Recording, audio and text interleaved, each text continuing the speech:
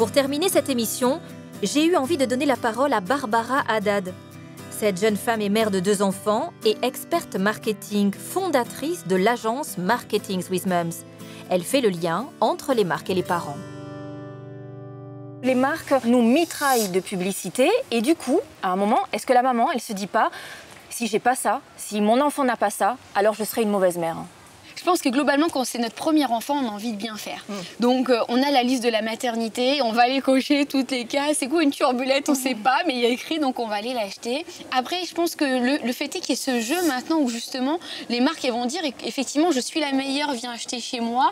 Le fait est que la future maman, les futurs parents vont aller être en recherche d'autres informations. Pour moi, il y a un autre rapport qui s'installe.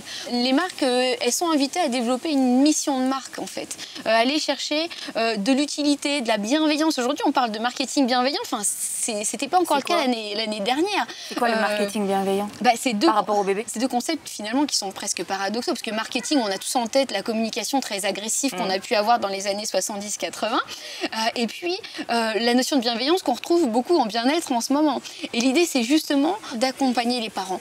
Donc, ça va être, par exemple, on a des marques d'allaitement qui facilitent les échanges, qui mettent à disposition des experts sur l'allaitement, sur l'éducation pour les parents. Et je préfère ce rôle justement de dire moi je suis pas expert en allaitement, je propose des produits d'allaitement, mais par contre en complément je vais vous accompagner. Vous avez à disposition 24 heures sur 24 un expert en allaitement qui vous aide si votre bébé prend pas le sein par exemple. Barbara, la morale de tout ça, ça serait quoi? Maintenant on remarque aujourd'hui, on va dire un espèce de mix and match où on va se restreindre sur certaines choses et puis on va se faire plaisir sur d'autres. Je pense qu'on n'est plus dans une consommation où on va subir la communication des marques. On va choisir ces produits, ceux qui ont du sens pour nous. Et on va amener les marques à justement une dimension plus humaine.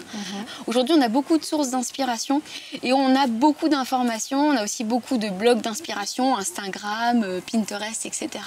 Et je pense que ce que j'aimerais dire aux mamans, c'est inspirez-vous de tout ça, mais à un moment, coupez et reconnectez-vous avec ce dont vous avez vraiment envie.